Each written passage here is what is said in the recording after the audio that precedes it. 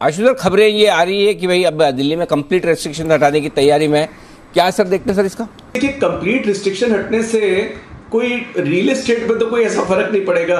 सिर्फ इतना मैं कह सकता हूं कि अनिल जी, वो क्योंकि बाजार बहुत करेक्ट हुआ है, रियल एस्टेट स्टॉक्स भी करेक्ट हुए हैं। रियल एस्टेट स्टॉक्स तो वैसे ही अच्छे लगते थे, तो अनिल जी करेक्ट होने के बाद तो बहुत अच्छे लगते हैं। जबकि डीएलएफ भी, अनिल जी देखिए, अनिल जी आप एक चीज को मान के चलिए, ये जो कल हुआ है अनिल जी, इसमें यूक्रेन और ये एक ट्रिगर था। चाहे इसको मैं कोई बड़ा इवेंट बोल दूं या सबसे पहले एक चीज बहुत अच्छी आपने बोली थी अनिल जी, जो परसों या कल आप जब चर्चा कर रहे थे, तो आपने बहुत ही कैंडिड और ऑनेस्ट बात बोल रहे थे। आप जब दीपांशु से बात कर रहे थे कि ये कोई अननोन नहीं था, दीपांशु ये हम ना रोज देखते थे, होगा, हो रहा है, और कहीं हम इसको पढ़ नहीं पाए, वो या मतलब कहीं उस तरह से नहीं पढ़ पाए जिस तरह से पढ़ना चाहिए था कि इतना नीजक रिएक्शन आ सकता था। अनिल जी, उस रिएक्शन का कारण ही था बजट एक्सपायरी, जो मैं पिछली 4 बार बोल चुका हूं, बजट एक्सपायरी। वो ईवी थीम, जो ये मैनिया थीम्स हो जाते हैं ना अनिल जी, कि हाउसिंग के लिए आएगा, रियल एस्टेट के लिए आएगा, ईवीज के लिए आएगा, ये आएगा।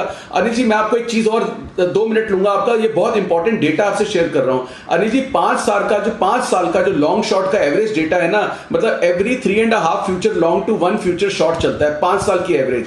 ये एवरेज अब चल रही है कोविड के बाद 6.5 to 1, मतलब जो 3.5 लॉन्ग और 1 शॉर्ट होता था, अब वो 6.5 लॉन्ग और 1 शॉर्ट है। और अनिल जी, बजट वाले दिन, बजट के बाद ये था 10:1, मतलब इस हद तक लॉन्ग था अनिल जी। तो बजट की जो गिरावट तो होनी थी, यूक्रेन और उसने तो ट्रिगर दे दिया। अब आज अगर वो ट्रिगर नहीं, अनिल जी अब एक्सपायरी खत्म हो गई, पोजीशन नहीं है, लॉन्ग शॉर्ट नहीं, खत्म हो जाएगा, तो यूक्रेन भी कुछ नहीं कर पाएगा हमारे को। लेकिन हम उसको झुटला रहे थे, बट मेरा फियर सबसे ज्यादा एक्सपायरी को लेकर था, क्योंकि जो मैं बार बार एक वर्ड यूज करता था, गले तक मार भरा हुआ है। तो ये प्रॉब्लम है अनिल जी, बाकी कोई ऐसी कोई बहुत बड़ी चीज नहीं थी। लेकिन अनिल जी, जो फेयर वैल्यू है मार्केट की वो 15,500 है, आगे पीछे करके अभी भी आ सकता है। बाजार कोई बहाना चाहिए था आने के लिए, कोई यूक्रेन वाला रीजन नहीं था। It was purely overbought, over comforting zone के अंदर है, ये ले लो, वो ले लो, 19,000 22,000, यानी जी इतनी पॉजिटिव नॉइज और मतलब इतनी ओवरबॉट सोल्यूशन। तो ऐसे में जी कोई छोटी सी भी चिंगारी है ना, वो आग का काम करती है, जो कि कल यूक्रेन ने किया। वो चिंगारी नहीं थी, वो तो वैसे थोड़ी आगी है, लेकिन फिर भी ऐसी कोई भी रीजन बन सकता था, जो बनाया उसका रीजन ये है। तो इसलिए अनिल जी, वो रियल एस्टेट भी क्या और वो क्या,